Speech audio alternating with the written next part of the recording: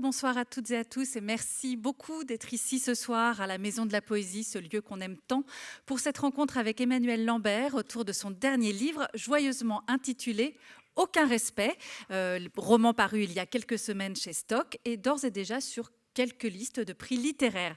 Alors Emmanuel Lambert, je vous présente très rapidement. Vous êtes écrivaine, autrice à la fois de romans comme La tête haute ou La désertion, et également d'essais littéraires dont Giono Furioso, prix Femina de l'essai en 2019, ou encore Sidonie Gabrielle Colette, un texte voluptueux consacré à l'autrice du Blé en herbe.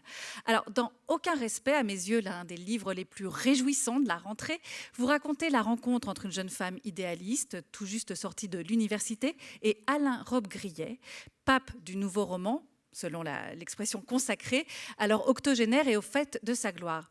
Chargée de mission dans un institut qui ressemble beaucoup à l'IMEC, la jeune femme est en effet amenée à travailler sur les archives de l'auteur intransigeant et iconoclaste qu'était Alain Robbe-Grillet, un auteur également connu pour ce que certains appelleront des perversions, et mariée à Catherine Robbe-Grillet, maîtresse de cérémonie SM, entre autres. Alors, Aucun respect peut se lire comme un roman d'apprentissage, une éducation sentimentale, sexuelle et intellectuelle, menée avec fougue et alacrité. Alors, avant que nous rentrions plus avant dans notre discussion, je vous rappelle simplement qu'il y aura une signature à l'issue de la rencontre, donc vous pourrez voir Emmanuel Lambert et vous faire dédicacer son livre à la sortie de la salle. Alors, première question absolument bateau, mais comment est né ce livre ? Bonsoir, merci à vous tous et toutes, et particulièrement à Catherine Robbe-Grillet, sous le contrôle sévère de qui je vais parler ce soir, d'être là. Ce livre est né, comme beaucoup de livres, d'un trouble, c'est-à-dire d'une chose compliquée à identifier, et le point de rapport permettant d'identifier ne pouvait se trouver que dans l'écriture. C'est un peu toujours comme ça, me semble-t-il. Ce trouble, c'est celui qui m'a saisie, et je crois que je n'ai pas été la seule, quand la société que nous connaissions s'est mise à trembler fort sous la secousse de toutes ces femmes, de cette statistique ahurissante qui est apparue, qu'on a appelé MeToo et qui n'a cessé depuis de se confirmer, c'est-à-dire du fait que, pour résumer, parce qu'évidemment tout ça pourrait être développé ailleurs et ce n'est pas le sujet du livre, c'est son moteur mais ce n'est pas son sujet. L'idée était que, en gros, toute la construction féminine se faisait nécessairement, et la statistique le prouvait, par un certain nombre d'expériences à minima désagréables et pour certaines malheureusement fort traumatisantes. La leçon était que c'était la masse et que c'était la norme, et que ce qu'on prenait pour des déviances ou des accidents était en réalité partagé par toutes massivement. Et ça m'a beaucoup amené à réfléchir, et ce qui m'a amené à réfléchir aussi, c'est la manière dont les choses se sont redistribuées à la suite de tout ça, comment on a commencé à repenser les rapports entre les hommes et les femmes, comment on a repensé même la question des genres eux-mêmes, de ce que ça voulait dire d'être un homme, de ce que ça voulait dire d'être une femme, et ça créait des choses conflictuelles. Enfin, nous l'avons tous constaté d'ailleurs, non seulement dans la société entre les genres, mais aussi entre les générations. Et je me disais, mais finalement, à l'âge que j'ai, parce que je commence à avoir un âge maintenant où on ne se contente plus d'avoir une biographie, mais on a un passé, comment moi je me suis construite, et plus globalement comment nous sommes construites, parce que c'était aussi ça la leçon, c'était que c'était une expérience collective. Qu'est-ce qu'on a fait, qu'est-ce qu'on n'a pas fait, qu'est-ce qu'on aurait dû faire? On voyait ces très jeunes femmes-là qui prenaient, si j'ose dire, le taureau par les cornes, qui y allaient, et puis nous, on n'avait pas fait le quart de ce qu'elles font aujourd'hui, et je me disais, mais qu'est-ce qu'on... Voilà. Et donc j'ai commencé à repenser à ce que ça avait été pour moi de me construire dans les années entre 20 et 30, qui me semble-t-il, pour parler un petit peu solennellement, l'âge où on devient adulte, ou en tout cas on est contraint de le devenir. Et ça a commencé comme ça, et donc au départ je voulais tirer ce fil-là de comment ça s'était fait. Et comme élément perturbateur, il y a donc Alain Robbe-Grillet sur le trajet de ce personnage et de cette jeune femme en pleine construction. Il y a cette figure du grand écrivain. Est-ce que, en 2 mots, vous pourriez le présenter, rappeler peut-être que, puisque c'est un roman, mais vous avez vous-même travaillé avec Alain Robbe-Grillet, vous lui aviez consacré un livre il y a quelques années qui s'appelait Mon grand écrivain. Et cette fois-ci, c'est Aucun respect. On voit déjà dans les titres une sorte de parcours que vous auriez pu faire entre Mon grand écrivain, avec toute la déférence et l'admiration que comporte le titre, et Aucun respect, même si je pense qu'il y a encore évidemment beaucoup de respect pour la figure d'Alain Robbe-Grillet. Mais voilà, peut-être présenter cet écrivain en quelques mots et dire de quelle manière, quel rôle il joue justement dans la construction du personnage d'Aucun respect. Oui, alors brièvement, c'est vrai que je considère ça comme une très grande chance d'avoir rencontré Alain Robbe-Grillet et Catherine. C'est une chance que je n'ai pas méritée dans le sens où ça m'est vraiment tombé dessus par hasard. J'étais fort jeune quand on m'a demandé de travailler avec eux. Et au départ, moi, je n'avais pas prévu de mettre Robbe-Grillet dans le livre, si je puis m'exprimer ainsi. C'était pas mon idée. Sauf que ça a été tellement important dans ma vie, et c'était pas tellement un perturbateur au sens déstabilisant, c'était plutôt un perturbateur au sens positif du terme. C'est-à-dire que la rencontre des 2 Robbe-Grillet, de ces figures très très fortes, de maîtrise artistique, de liberté assumée, et de gens qui avaient su eux, ne pas respecter les structures sociales dans lesquelles ils s'inscrivaient, mais ça, on va le développer. C'est eux qui m'ont appris à ne pas forcément respecter ce qu'on attendait de moi. Et bien, ça a été tellement formateur qu'au fond, ce fil que je tirais de comment j'ai appris à me fabriquer, comme dirait Marie Dariussec, comme femme, mais en fait, c'était tout simplement impossible de le faire sans eux, parce que leur rencontre a tout changé dans ma vie, et c'est une chose que je leur devrais pour toujours. Donc, je les ai mis dans le livre. Alors, pour présenter Robbe-Grillet, je pense quand même que vous êtes un certain nombre à le connaître dans la salle, mais enfin, on va quand même le présenter parce que je vais le présenter à travers le livre. Moi, j'ai souhaité que ce livre soit un roman, on en reparlera, et qu'il puisse être lu par tout le monde. C'est-à-dire que j'ai maintenu le nom d'Alain et Catherine Robbe-Grillet parce qu'ils me semblent être devenus tous deux des figures de notre histoire culturelle et intellectuelle commune, et des figures pour Alain Robbe-Grillet de l'histoire littéraire, et il restera quelqu'un de tout à fait fondamental dans l'histoire de la littérature française du XXe siècle. Donc il n'y avait aucune raison de commencer à leur inventer des noms bizarroïdes. Ils sont là comme tels dans le livre. Mais la jeune héroïne, elle, c'est le personnage qui conduit la narration, et tout le monde doit pouvoir s'identifier à elle, je le souhaite. Et donc, elle, au départ, elle ne les connaît pas. C'est-à-dire, elle a juste entendu parler de Robbe-Grillet à l'école, et puis c'est à peu près tout. Et dans le livre, les lecteurs vont découvrir Robbe-Grillet à mesure qu'elle le découvre, c'est-à-dire d'abord comme un personnage de l'histoire. Donc, je vais vous lire un extrait d'un chapitre qui s'appelle « Un judoka, un boxeur », et qui est le chapitre où on en sait vraiment un peu plus sur qui fut Alain Robbe-Grillet. Les premières semaines, elle s'était concentrée sur la seule tâche précise qu'on lui avait donnée à l'Institut. Elle avait exploré les dossiers de presse. Dans les années 50, l'apparition de Robbe-Grillet avait déclenché des réactions hostiles. Penchée sur les articles, elle était étonnée par l'acharnement immédiat des critiques sur un auteur débutant, en outre publié par une petite maison constamment au bord de la faillite, les éditions de Minuit. On estimait que ce n'était pas de la littérature parce qu'il n'y avait pas de continuité, pas de réaction en chaîne, pas de psychologie, à peine des personnages, pas d'histoire à raconter. On l'accusait de formalisme, ce qui revenait à une sentence sans appel, condamnant ses livres à n'avoir jamais aucun lecteur. Un critique avait résumé la chose en disant que la place de Robbe-Grillet était à l'asile et pas dans les librairies. Elle en avait conclu que la littérature, dans les années 50, c'était comme la vieillesse, pas pour les douillets. En parcourant la presse, elle avait retrouvé l'un des noms de sa bibliothèque familiale. Son best-seller, Fragment d'un discours amoureux, avait été pour elle la promesse d'un guide du sentiment, d'un manuel d'initiation. Adolescente, elle l'avait subtilisé pour le lire en secret dans sa chambre, espérant que Roland Barthes lui donnerait la clé de l'amour, de la psyché des garçons et, savait-on jamais, de leur désir sexuel. Elle avait été un peu déçue. Comptant parmi les premiers soutiens critiques d'Alain Robbe-Grillet, Barthes deviendrait si important que sa mort serait annoncée au journal télévisé de mars 1980. D'un air sombre, le présentateur avait communiqué à la France la disparition du philosophe Roland Barthès.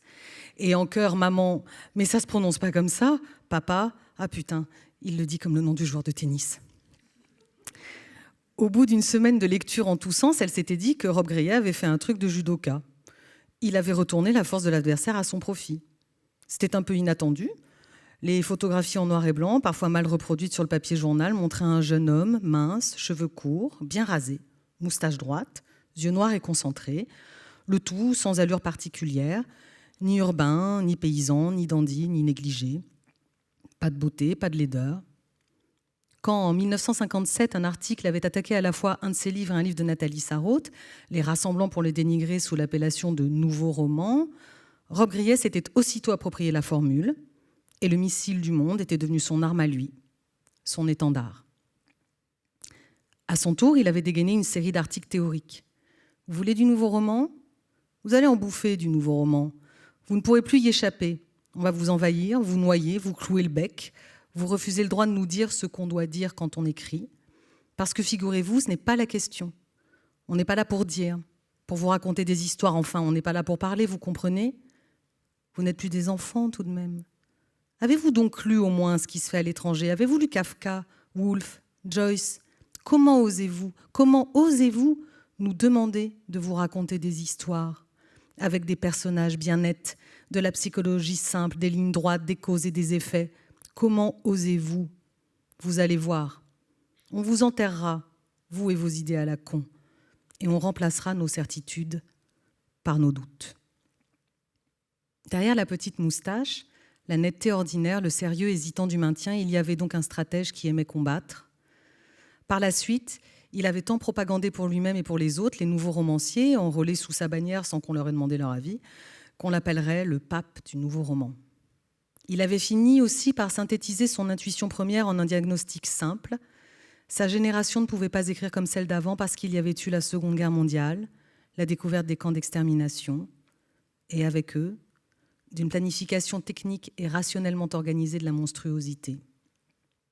Du désordre, du chaos, des monstres ordinaires, voilà ce qu'il y avait et qui avait surgi sous le vernis apparent de la civilisation. Il fallait douter de tout, désormais de tous, et surtout de ce qu'on croyait savoir.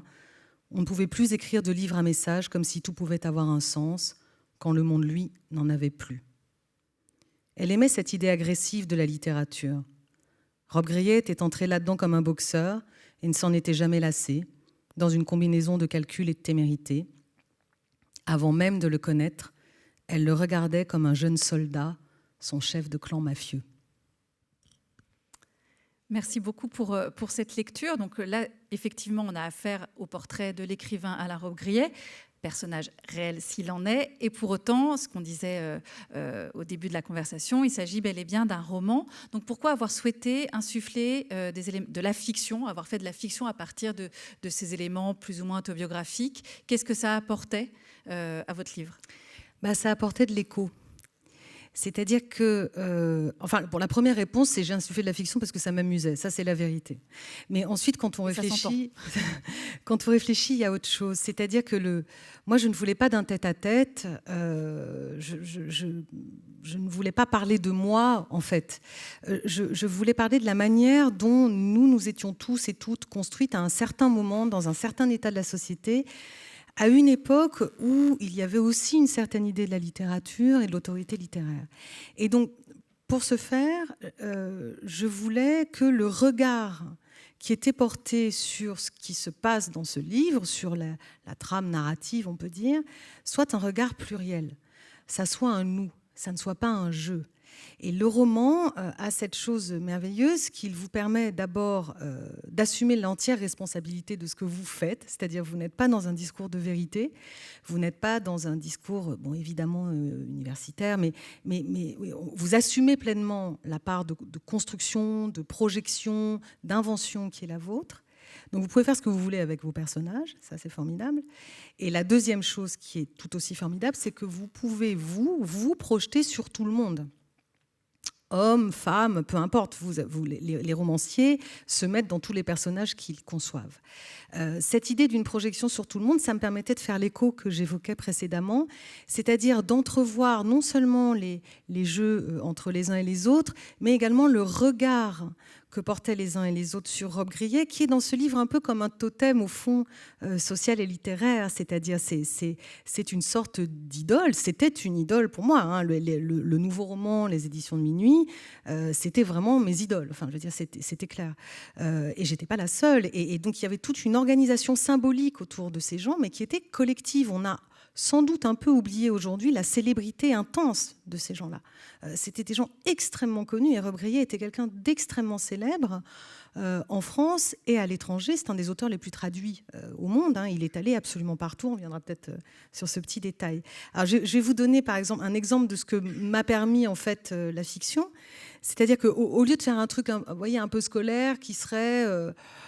on a supposé que mes souvenirs intéressent quelqu'un, ce qui est vraiment pas gagné. Ah oui, bon, un jour, j'ai le rencontré parce qu'on m'a proposé de faire un stage, et puis je me suis demandé... Non, le roman, ça vous permet de créer des scènes. Et c'est ces scènes-là qui rendent les choses vivantes. Et donc, en fait, la première apparition de Rob Grillet dans le livre, elle ne se fait pas à travers les yeux de la narratrice, elle se fait à travers les yeux de son père. Donc, on vient de demander à la jeune fille de bosser avec Rob Grillet. Le dimanche, son père était venu la chercher en voiture. Ça alors, Rob Grillet. Il avait ajouté d'un timbre enjoué. Et sa femme, elle n'avait pas compris l'intérêt soudain de son père pour Madame Rob Grillet. Mais enfin, elle connaît rien, c'est pas possible. La voilette, apostrophe, l'émission. Dans cette émission de télévision littéraire, très suivie, on avait vu apparaître un soir une femme mystérieuse qui venait d'écrire un livre sur ses mises en scène sadomasochistes. Habillée tout en noir, elle avait des yeux admirables d'une très grande beauté. Une voilette lui couvrait le bas du visage. Ça, la voilette, c'était pour garantir qu'on ne la reconnaîtrait pas, parce que c'était la femme de Rob Grillet. Mais enfin, tout le monde l'a deviné que c'était elle. Hein. Elle n'a jamais su, ou voulu savoir, d'où provenait la persistance de ce souvenir chez son père, persistance par ailleurs si forte qu'il en gratifiait la Terre entière, comme si l'apparition à la voilette avait percuté la planète. Un soir inoubliable de 1985. Dans la voiture, l'enfilade de publicité à la radio envahissait son cerveau, se superposant à la voix qui parlait de plus en plus fort pour couvrir le flux commercial. Rob Grillet. Mais c'est fou cette histoire, hein? Oui, dingue. Tu l'as lu, toi? Oh, ben non. Un temps. Ah ben, tu le connais pourquoi alors? Il s'était étouffé en disant qu'elle était bien naïve. Comment ça se faisait quand même? Il l'avait pourtant élevée à la fin. Il passait beaucoup à la télé. C'est pour ça. Et puis, c'était important, le nouveau roman. Moi, j'aime Duras. Ta mère déteste. Rob Grillet, c'est bien Les Gommes, le plus connu, avec La jalousie. Ça a l'air un peu chiant quand même. Hein. Mais lui, il était incroyable. La manière dont il s'exprimait, une sacrée intelligence. Son père avait lâché le grand mot, le sésame pour gagner son respect. Intelligence. C'est très intéressant ce que vous disiez sur le jeu de regard et la pluralité de regard, parce qu'effectivement, tel qu'on l'a raconté, pour l'instant, le livre, on pourrait penser qu'il s'agit simplement d'une confrontation, d'un face-à-face entre l'héroïne et Rob Grillet. Or, il y a toute une galaxie de personnes qui circulent comme ça et qu'elle croise, que l'héroïne croise dans son parcours, notamment à l'Institut. Et il y a quelque chose de très... une répartition presque genrée, finalement, puisque d'un côté, il y a tous ces hommes qui ont les pouvoirs de décision. Il y a celui qui est baptisé le chef, il y a Joseph, il y a le directeur administratif champion de karaté, c'est ça. Et puis, d'un autre côté, il y a les femmes qui travaillent plutôt en sous-sol, en coulisses. Marlène qui s'occupe des archives photos, Paul, Ludivine, enfin, toute une série de personnages féminins. Et en fait, entre chacun des personnages du livre se jouent des rapports de domination et des rapports de respect ou de non-respect. Qu'est-ce que vous vouliez justement montrer à travers cette pluralité? Vous l'avez dit, c'est faire entendre d'autres voix, c'est ce qu'apporte la fiction. Mais au cœur de ce livre aussi, il y a quand même la question de la domination et des rapports de pouvoir. Est-ce que c'était ça que vous vouliez montrer aussi, saisir les rapports de domination dans toutes leurs nuances? Je ne vais pas dire 50 nuances de rapports de domination, ce serait vraiment malvenu, mais est-ce qu'il y avait cette idée-là aussi? Ou est-ce qu'elle s'est imposée en écrivant? Voilà, j'allais dire, ce serait malhonnête de vous dire que j'avais cette idée-là, parce que, et ça c'est aussi la leçon des nouveaux romanciers, c'est-à-dire le livre le livre impose son sens à mesure qu'il s'écrit. Tout livre est l'histoire de son écriture. Voilà. Et ça, je peux vous dire que c'est pas tombé dans l'oreille d'une sourde quand je l'ai appris, parce que c'est d'une justesse absolue. Donc ça s'est mis en place peu à peu. Moi, je tapais toujours sur mon clou de la construction, de la jeune femme, le machin, avec l'idée de cet écart entre nous, nos 20 ans, quoi, pour parler clairement, et les 20 ans d'aujourd'hui. Et donc, ce qui s'était imposé d'abord, c'était les allers-retours entre le passé et le présent, sur lesquels on reviendra peut-être. C'est-à-dire que non seulement je voulais pas que le livre soit un tête-à-tête, parce que c'était pas juste. C'est-à-dire, Rob Grillet était fondamentalement très important pour moi, mais je pense que, la réciproque n'était vraiment pas vraie. Donc faire une sorte de tête-à-tête, c'était vraiment très bizarre. Enfin, c'était pas le propos. Et puis, par ailleurs, il y avait autre chose aussi qui m'inquiétait, c'était le côté, je reviens sur ma jeunesse, et puis c'est tout. Et donc, les passages au présent sont venus parce qu'en fait, ce que vous dites là, ces rapports de domination, moi, j'étais dans la vingtaine, j'en avais pas vraiment conscience. C'est des choses qu'on met du temps à maturer, qu'on met du temps à élaborer, à métaboliser. Alors, peut-être que des gens avec une conscience politique très forte, eux, quand ils débarquent dans le milieu du travail, ils l'ont immédiatement. Mais moi, j'avais une petite colonne vertébrale, voilà, parce que mon père était trotskiste, donc j'avais quand même 2-3 trucs en main. Mais c'était quand même assez faible, et donc l'héroïne, au fond, comme moi, elle se heurte à des choses, et ce qui est intéressant, c'est que ça a pris 2 formes dans l'écriture. Le présent qui vient de temps en temps dézoomer en disant ça, tu croyais que c'était normal, mais en fait là-dedans tout n'était pas normal. Et puis les personnages féminins. Et les personnages féminins, et ça c'est peut-être la seule chose qui est complètement robbe-gréessienne dans l'idée, ils ont peu à peu pris le pouvoir sur la narration, c'est-à-dire ils se sont emparés de moi sans que je le veuille, et dans le livre, ils montent peu à peu. Il y a un état de la société qui est que, quand moi j'ai commencé à travailler, il y avait quasiment que des hommes aux manettes. C'est pas très original.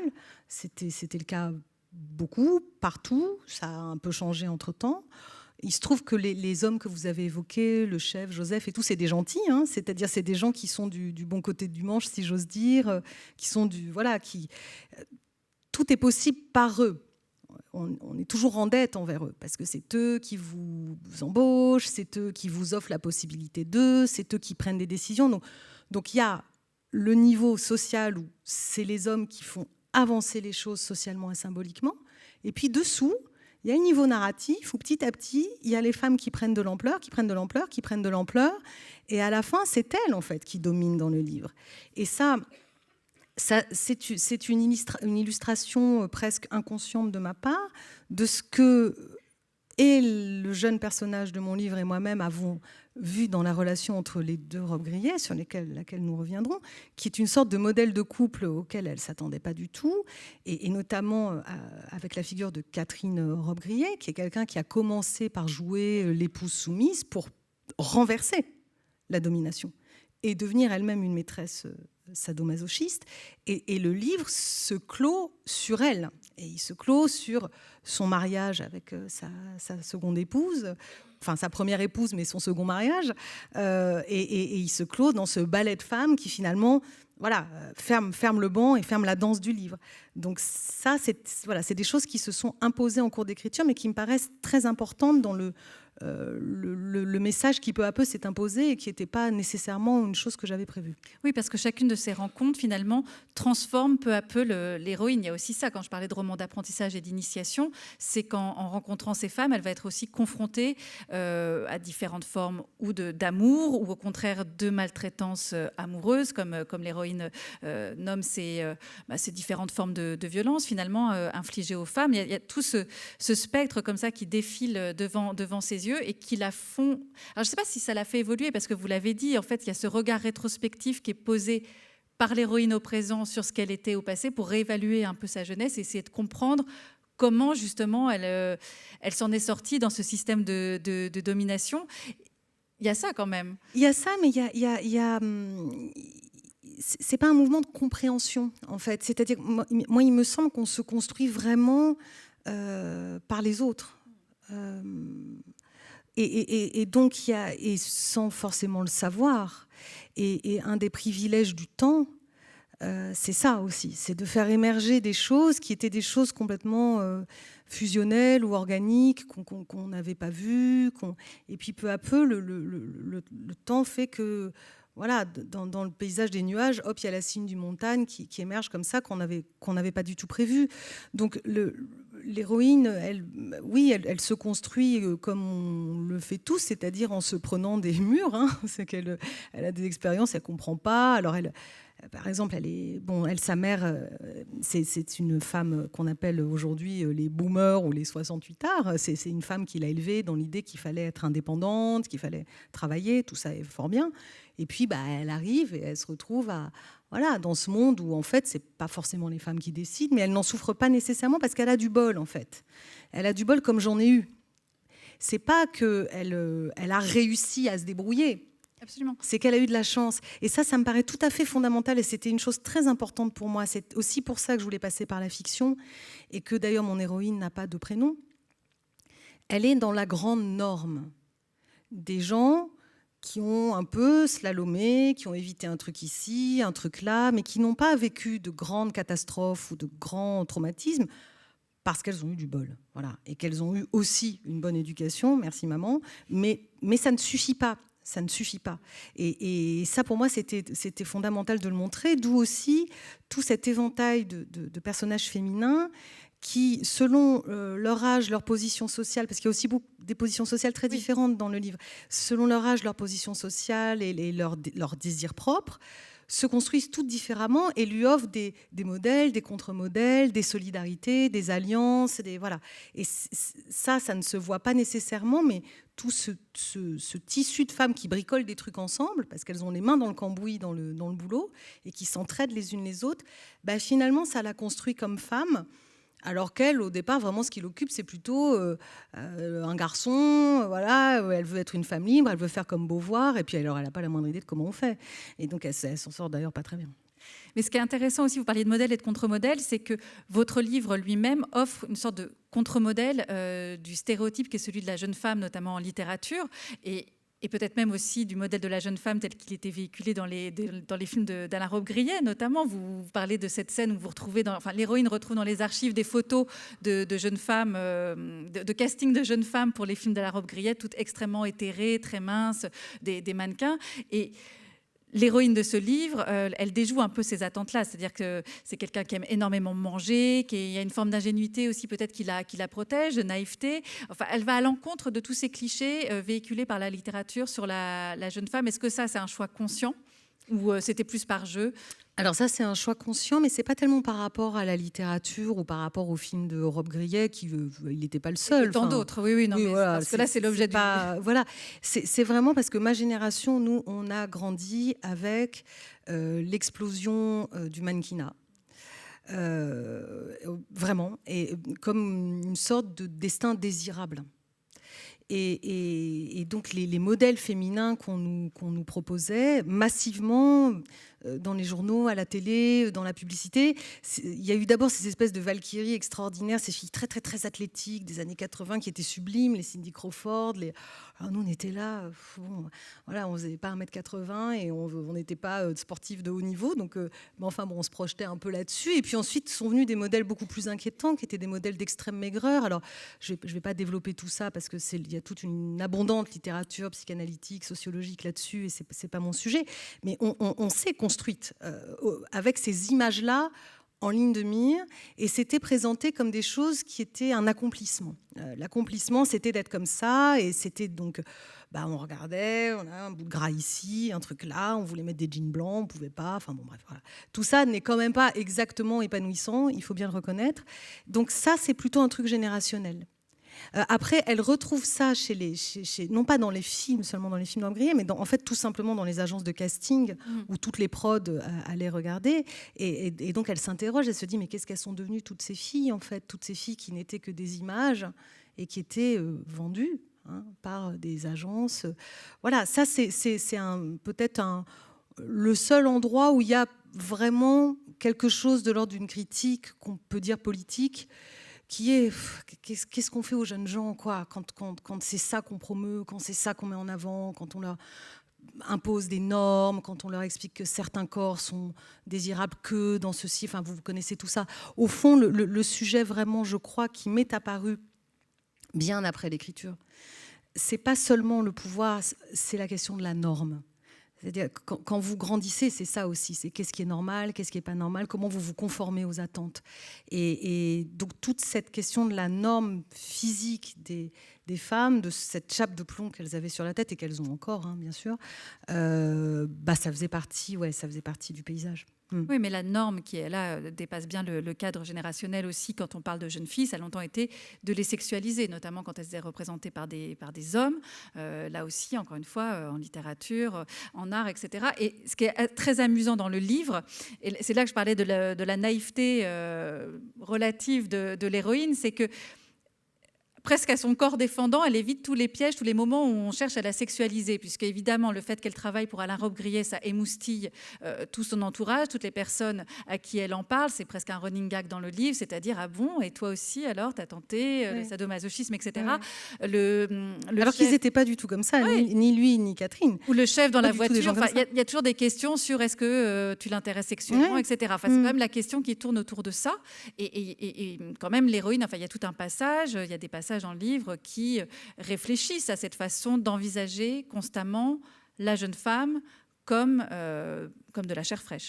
Oui, il y a d'ailleurs un chapitre qui s'appelle complètement comme ça, hein, qui s'appelle La chair fraîche. Et là, je vais peut-être lire un extrait pour expliciter. C'est-à-dire qu'il y a, on parlait des personnages féminins. Alors, il y a une sorte de double de l'héroïne, qui est une sorte d'idéal pour elle, qui est sa copine Gabi. Qui est une fille hyper indépendante, hyper intelligente, qui comprend toujours tout, alors qu'elle elle rame pas mal, quoi. Et donc, elle discute avec Gabi. Et puis, au fait, j'ai fictionnalisé aussi ce dont je vous parlais au début, c'est-à-dire ce trouble sur qu'est-ce qui s'est passé dans la société, qu'est-ce qu'on a fait, qu'est-ce qu'on n'a pas fait. Et donc ça, c'est dans un chapitre qui s'appelle La chair fraîche, qui est le 8e chapitre du livre, et qui commence comme ça. Hier soir, Gabi l'a appelée. Ça faisait longtemps qu'elle ne s'était parlé. Gabi vit aux États-Unis où elle est professeure de philosophie. Elle aime penser au brio déterminé de Gabi parce que son fond banlieusard l'incite à trouver la proximité des étoiles valorisantes. Comme si l'intelligence de Gabi avait été contagieuse et la nimbait, elle, d'un charisme à la Simone de Beauvoir. Elles ont évoqué leur arrivée à Paris, leur éducation, slalomé dans les rues, les métros, partout, s'arranger avec le fait que leur corps semblait devenu chose publique. Maintenant, on les laisse à peu près tranquilles, la date de péremption se situant, d'après leur observation empirique, autour des 25 ans. Marcher dans la ville leur était alors un parcours d'obstacles. Éviter une insulte ici, une main là, un suiveur ici ou là. Pour les filles, jamais de déambulation insouciante. Leurs pas sont soumis à une évaluation constante. Devant, derrière, sur les côtés. Parfois, une manière de parler ou de faire lui était plus insupportable que les autres. Elle gesticulait des doigts d'honneur, donnait des coups de pied dans les pneus des voitures, insultait. Le lendemain, tout recommençait. Le plus souvent, elle ne protestait pas. Ses amis et elle n'en parlaient que si l'un d'eux sortait de l'ordinaire. « Ah, tiens, je me suis fait brancher par un homme célèbre. Un mec louche m'a suivi. J'ai recroisé l'exhibitionniste du boulevard Saint-Michel. Il monte et descend la queue à la main. » Il y en a qui l'ont connu dans la salle, l'exhibitionniste du boulevard Saint-Michel. « Il y a un vieux qui m'a proposé de l'argent. J'ai eu un appel d'un type, il dit qu'il est bijoutier, il connaît mon prénom, aucune idée de qui c'est. Le fétichiste du jardin du Luxembourg a encore voulu photographier mes pieds. Un religieux cherche une femme et m'a demandé si j'accepterais le mariage. Quelqu'un appelle tous les soirs et ne dit rien. J'entends juste sa respiration. Le classique, celui qui voulait les faire poser nus pour ses tableaux, ses photos, ses dessins, était si banal, si embusqué à chaque coin de rue, qu'elle ne le remarquait même plus. Lui, il était trop nombreux. Gabi a conclu leur conversation d'un lapidaire. « Tu vois les jeunes là, aujourd'hui, j'adore. Elle refuse. Je me demande bien ce qu'elles pensent de nous, tu vois, de notre génération. Elles doivent penser qu'on était des poules mouillées, qu'on a joué le jeu, non? Collaboré, fourni la chair fraîche. Faut le dire, ma vieille, elles n'ont peut-être pas tort. Et là, donc, c'est ce regard rétrospectif qui est posé sur, effectivement, leur jeunesse, en tout cas, leurs 20 ans. Et l'héroïne va être confrontée aussi à une autre génération. Cette fois-ci, ce n'est pas les jeunes, c'est la génération au-dessus. C'est quand elle rencontre Catherine Robbe-Grillet, avec qui elle va travailler justement sur les archives d'Alain Robbe-Grillet. Et là, c'est ce que vous commenciez à dire, c'est au contact de ce couple, elle découvre aussi un autre modèle d'amour, c'est-à-dire que le couple d'Alain et Catherine Robbe-Grillet, c'est à la fois la liberté, parce que c'est une extrême liberté entre eux, et le bonheur. Donc deux choses qu'elle pensait irréconciliables, que c'est soit la passion destructrice, soit une stabilité, mais somme toute assez ennuyeuse. Là, on peut avoir les deux finalement. On peut être libre, heureux, épanoui, créatif et heureux. Et dans le mariage. Et dans le mariage. Et dans le mariage, ce qui pour sa génération paraissait un peu curieux, quoi. C'est-à-dire qu'elle essaye d'avoir une relation libre à ce moment-là avec ce garçon qui l'occupe. Elle n'y parvient pas du tout parce qu'en fait, la relation libre, c'est plutôt lui qui l'a et elle un peu moins. Donc évidemment, c'est moins sympa. Et donc elle met du temps à se rendre compte qu'elle n'est pas calibrée pour ça et qu'au fond, elle est un peu... elle est un peu pépère, hein, que ce qu'elle voudrait, c'est être heureuse, voilà, avec un garçon. Enfin, vous voyez, des choses un peu modestes, un peu normales, comme lui dit Catherine Robbe-Grillet, qui n'arrête pas de lui dire qu'elle est normale. Et là, elle découvre deux êtres qui ont vécu pleinement. Alors, je fais une parenthèse. Moi, je ne livre aucun secret dans ce livre des Robbe-Grillet, n'est-ce pas, Catherine? Puisqu'ils ont tout dit dans leur livre, hein, et elle et lui. Hein. Donc, ce qui est dit dans le livre est de notoriété publique. Je ferme la parenthèse. Donc, ce sont des êtres qui ont fait l'un avec l'autre et l'un par l'autre une expérience d'une vie très riche, très pleine, où ils se sont accomplis à l'intérieur du mariage. Et ça la sidère, notamment pour ce qui est de Catherine, qui est née en 1930 et qui a choisi son époux et qui a pu vivre une vie d'une immense liberté. Ça ne me semble pas avoir été le lot commun tout de même des femmes de cette génération. Je ne crois pas. Et donc là, l'héroïne est complètement renversée par ça. Elle se retrouve avec à la fois un modèle littéraire un peu écrasant qui est Robbe-Grillet, qui est quand même quelqu'un, et j'aimerais insister là-dessus, le aucun respect du titre, c'est la leçon que Robbe-Grillet prodigue à la jeune héroïne. C'est lui qui lui apprend, et par ailleurs, c'est quelqu'un qui lui apprend le combat. C'est quelqu'un qui a combattu toute sa vie pour son idée de la littérature et qui n'a jamais baissé la garde.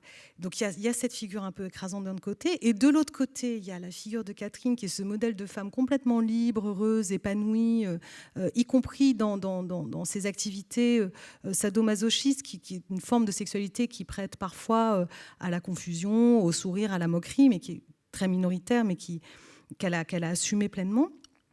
Et donc, elle qui est là, en train d'essayer de vivre sa vie, elle est sidérée. Et il y a un passage, peut-être que je vais lire, qui résume ça, qui est à la fin du livre, où elle est reçue par Alain et Catherine, chez eux, et ils s'apprêtent à faire une séance photo.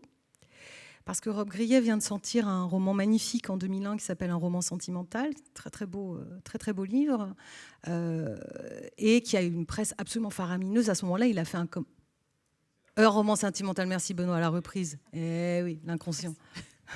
J'avais un doute. L'inconscient est là. On va parler du roman sentimental après. La reprise. Très beau livre, donc qui a toute la presse, et donc il revient en force en fait. Il revient en force et Catherine accueille la jeune femme. Ils sont très occupés avec le chef, qui est donc le directeur de l'Institut, avec tout ce plan presse. Catherine l'avait salué. C'est formidable, dit donc toute cette presse. Comme une débutante, une jeune actrice, et lui un jeune écrivain, épaté qu'on s'intéresse à sa personne. Tout ça, c'est grâce à lui. Catherine avait montré le chef du doigt. De fait, c'était un peu grâce à lui, car le chef n'était pas de ces personnes calculatrices dont les plans finissent toujours à l'eau. Il était fort, il savait faire. Avoir eu l'idée du recueil des textes de Robbe-Grillet, le voyageur, L'avoir publié en même temps que le roman, plus l'annonce de l'exposition Robbe-Grillet, c'était ce qu'on appelle un coup. Ça avait d'autant mieux marché que pour le roman, le pape s'était surpassé. La critique était extatique. Pour son portrait photo, Robbe-Grillet avait voulu qu'ils posent tous les deux, monsieur et madame, dans les bras l'un de l'autre. Lui faisait face à l'objectif devant le papier peint. Elle était de dos, elle ne voulait pas qu'on la voie, de dos dans ses bras à lui, serrée par ses doigts crispés d'arthrose. La barbe et les cheveux fous de monsieur, le chignon de madame. Il le disait souvent, il disposait de peu d'amour, il avait tout mis sur elle. Elle riait, la dominatrice, s'en amusait. C'était vrai, elle avait bien de la chance avec lui. Un drôle de mari. Catherine, née en 1930, qui avait eu des amants, des maîtresses, une sexualité parallèle et inconvenante, maintenant dans les bras d'Alain, sous pull, pantoufles, pantalon souple, regard dans l'objectif. Elle, de dos, entourée par lui pour toujours, son regard tourné vers lui, pour lui seul. Détachés sur l'arrière-plan d'un papier peint fleuri choisi par elle, les deux vieux amoureux, experts de la pose et de la mise en scène, étaient sincères, affectueux, ordinaires, irréfléchis dans le sentiment. Catherine, pieds levés, enclose au creux de ses bras, semblait pouvoir partir en catimini. Et Robbe-Grillet, une fois encore, « J'ai très peu de réserve d'amour, j'ai tout mis sur elle », en la montrant des deux mains, comme l'aurait fait une présentatrice de téléachat. Monsieur aimait dire de madame, « Voici ma femme et mes enfants ». Ça résumait tout, toute l'affection du monde, toute la gamme d'amour du monde sur cette seule petite personne. Puis il retournait à son livre, à son film ou à ses plantes, écrivait des choses abstraites ou érotiques, drôles ou monstrueuses. Il prenait soin du parc, s'occupait des comptes, se faisait conduire pour aller au supermarché, s'entretenait avec le jardinier. Madame se levait tard, écoutait la radio pour lui raconter les nouveautés, lisait les journaux pour lui raconter le monde, les livres de la rentrée pour le tenir au courant, vivait le soir, bar spécialisé, copine, mise en scène, couteau, chaîne, quai de Seine, parc secret, appartement discret. Elle regardait Catherine. On pouvait donc être aimé comme ça. Ouais, c'est un très très beau passage du livre, très très beau. Et je disais donc le livre peut se lire comme un roman d'éducation, enfin une éducation sentimentale, sexuelle et littéraire. Et vous avez fait ce lapsus juste avant de lire ce passage où, au lieu de parler de la reprise, vous avez cité un roman sentimental. Et je pense que c'est là que se joue l'éducation littéraire finalement, la leçon littéraire peut-être que Robbe-Grillet va donner à l'héroïne. Malgré lui, avec ce livre, un roman sentimental, qui est un livre qu'il donne à lire à l'héroïne, puisqu'ils ont quand même noué une complicité au fil des années, ou en tout cas... un rapport. Et il lui fait lire ce texte, et là, l'héroïne, qui a pourtant des idées larges sur la littérature, ne le supporte pas. Est-ce que vous pouvez en dire plus sur cette espèce de rupture qui a lieu à ce moment-là dans le livre entre l'héroïne et Alain Robbe-Grillet? C'est-à-dire que le roman sentimental, c'est un sujet qui est compliqué pour tous les gens qui aiment Robbe-Grillet et ses livres, parce que il s'est avéré que c'était le dernier, quoi. Et c'est un peu dommage.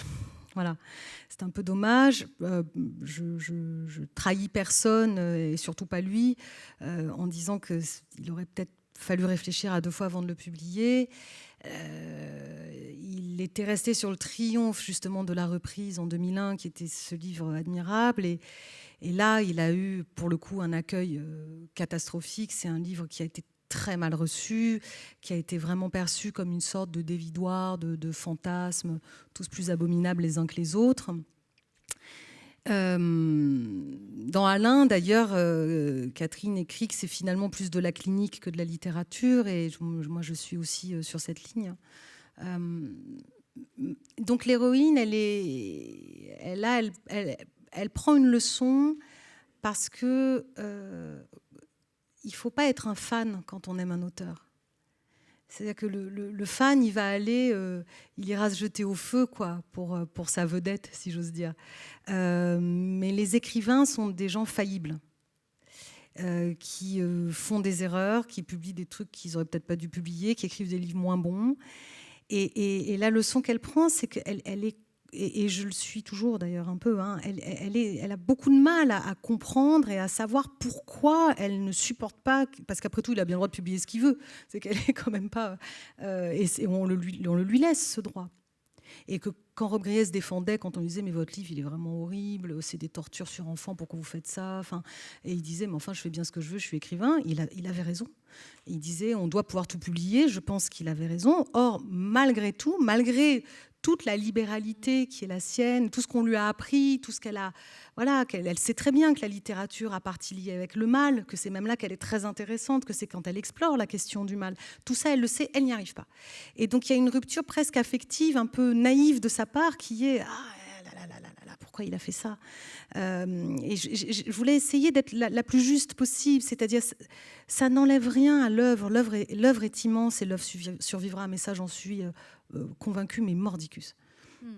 Oui, et là aussi on le sent bien, et en même temps on se dit que c'est peut-être le passage obligé pour que justement l'héroïne puisse appliquer cette leçon d'Alain Robbe-Grillet de n'avoir aucun respect. C'est de se défaire un peu de ce respect ou de cette admiration, qui plus est quand on veut devenir soi-même écrivain. Pour trouver son point de justesse à soi, pour trouver sa voix. C'est-à-dire Robbe-Grillet, lui, c'est quelqu'un qui avait cassé les icônes, hein, qui avait démoli des idoles.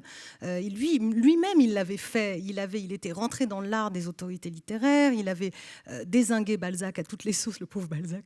Mais c'était sa bête noire. Et il avait fait qu'une générosité immense, parce qu'il l'avait pas fait que pour lui. Il l'avait fait dans un truc collectif où il était capable aussi de promouvoir un certain nombre d'auteurs et d'autrices. Et c'est là où le roman sentimental pour l'héroïne est une sorte de trahison. Alors son sentiment est complètement déplacé, c'est pour ça que je l'ai mis de manière fictionnelle dans le livre, parce qu'ils s'en foutaient, Robbe-Grillet, de ce qu'elle pouvait penser. C'est pas la question. Mais elle se disait, merde, le mec qui a publié Monique Wittig, quand même, hein, il l'a soutenu, Wittig le disait, elle disait, il n'y en a que 2 qui m'ont lu, c'est Lindon et Robbe-Grillet, elle le dit. Donc, et là les bras lui en tombent. Mais voilà, je crois que mûrir comme lecteur, pas seulement comme écrivain, mais aussi comme écrivain de par le fait, c'est aussi apprendre à regarder les écrivains qu'on admire, alors encore plus quand on les a connus, mais pas uniquement quand on les a connus, en ayant son propre point de rupture ou de limite, et surtout en assumant que c'est le sien. Et que voilà, et ça, on ne peut l'assumer que dans un seul endroit qui est dans l'écriture. Oui, vous voulez dire pas l'ériger en règle ou en dogme ou Non. Et je vous posais cette question de se débarrasser, enfin du respect dont il faudrait se débarrasser pour soi-même écrire. Si je vous la pose, c'est parce que vous, comme je le disais, vous avez beaucoup travaillé sur des auteurs, des classiques, Giono, Colette, vous avez travaillé sur Genet, vous avez écrit le texte d'introduction des œuvres en Pléiade, je crois. Oui. Avec Gilles Philippe, oui. Exactement. Oui, des romans et des poèmes. Est-ce que pour vous, qui avez fait ce travail fouillé sur des grands auteurs, je mets des guillemets, mais enfin, non, mais oui, il n'y a pas forcément besoin d'en mettre d'ailleurs. Oui. Comment on trouve sa place? Et je crois que c'est Fabrice Gabriel d'ailleurs qui a fait un très bel article vous concernant, où il questionnait justement cette idée de la place et de trouver sa juste place. Comment vous, en tant qu'écrivaine, imprégnée de tous ces grands écrivains, vous avez pu trouver votre place? Est-ce que justement ça passe par l'idée de faire montre d'un peu moins de respect? C'est-à-dire que dans la notion de respect, il y a de la verticalité. Il y a une question d'autorité. Moi, je préfère substituer au respect la gratitude. Je trouve que c'est un mot plus beau et que j'accepte davantage. C'est-à-dire que chez les écrivains que j'aime, j'ai pour eux tous une forme de gratitude pour un certain nombre de livres et parfois une forme d'admiration pour leur parcours. Et vous remarquerez quand même que les 4 sur lesquels j'ai travaillé ont quand même tous un point commun. Robbe-Grillet, Giono, Genet et Colette, c'est que ce sont des gens qui, s'ils s'étaient contentés précisément de la place que l'ordre social de leur époque leur assignait, eh bien tout simplement ils n'auraient pas écrit. Voilà, c'est des gens qui ont dû aller chercher la littérature et qui ont dû s'imposer. Cela ne leur était pas donné. Et pour ça, j'admire énormément leur parcours. Après, avoir de la gratitude, ça ne veut pas dire être aveugle. Et dans les livres que j'écris sur les écrivains, il y a toujours à un moment la question qui fâche, parce que les écrivains, comme disait Philippe Ross, sont de pauvres êtres humains, quoi. C'est des pauvres, poor writers. Je suis juste ça, quoi. Et comme tout le monde, à un moment donné, on achoppe sur des choses, on achoppe sur des lignes qui ne choquaient pas nécessairement à une certaine époque et qui deviennent intolérables 20, 30, 40 ans plus tard. Et la tentation est grande de le mettre sur le tapis, précisément parce qu'on a de la gratitude pour eux et que peut-être sans eux, d'ailleurs, on n'aurait pas écrit. Donc la tentation est grande de dire, oui, bon, bah, c'est pas très grave, le reste est plus important. Mais non. Et au fond, c'est là où la gratitude est beaucoup plus importante que le respect, parce que le respect immobilise. C'est-à-dire, ça fige le rapport. Mais dans la gratitude, il y a quelque chose d'évolutif. Vous pouvez aussi entériner un certain nombre de faiblesses chez les artistes. Et moi, je revendique ce droit à un certain nombre de défauts et un certain nombre de faiblesses chez nous tous, sans que ça n'enlève rien à la gratitude que vous avez pour leur livre. Alors, on flirte dangereusement avec le truc sur l'homme et l'œuvre, hein, je suis un petit peu désolée, mais... peut-être, si on a encore le temps, je peux peut-être lire un passage sur cette question justement de la personne et de l'œuvre. Il y a une scène à laquelle je tiens beaucoup dans le livre, qui n'est pas du tout donc, le reflet de l'analyse de la jeune héroïne qui, elle, observe tout ça et essaye un peu de comprendre tout ça, qui est la scène des entretiens filmés entre Rob Grillet et le personnage d'Éloi. Alors, il se trouve que Éloi, ça n'a échappé à personne, c'est Benoît Peters, qui a filmé des entretiens donc, avec Rob Grillet, qui ont été édités en DVD par sa maison d'édition Les Impressions Nouvelles. Et Benoît a été mon premier éditeur. J'ai écrit mon premier livre à sa demande. Hein. C'est une autre histoire, on en reparlera peut-être. Et donc, cette scène est évidemment transformée, elle est travaillée par l'écriture, mais d'une certaine manière, j'ai délégué à Éloi cette lourde tâche de ne démêler, ou de ne pas démêler d'ailleurs, l'homme et l'œuvre. C'est un chapitre qui s'appelle « Deux versions de lui-même ». Et donc, ce que je vais lire commence au moment où Éloi filme Rob Grillet tout en le questionnant, et la jeune héroïne est assise par terre et elle les regarde. Un changement d'attitude chez Rob Grillet l'avait sorti de sa torpeur. Il allait dire quelque chose de drôle. Elle avait appris à reconnaître les symptômes annonçant l'expression de sa fantaisie. Un coin de lèvre se relevait à peine, la voix commençait à partir dans les aigus. Le corps avait un sursaut, ragaillardi. Un jour, j'étais à une réception, je ne sais plus laquelle, et il y avait aussi Marguerite Duras, entourée de sa cour. Elle avait dit qu'elle était le plus grand écrivain vivant. Et j'ai répondu, c'est vrai, moi aussi.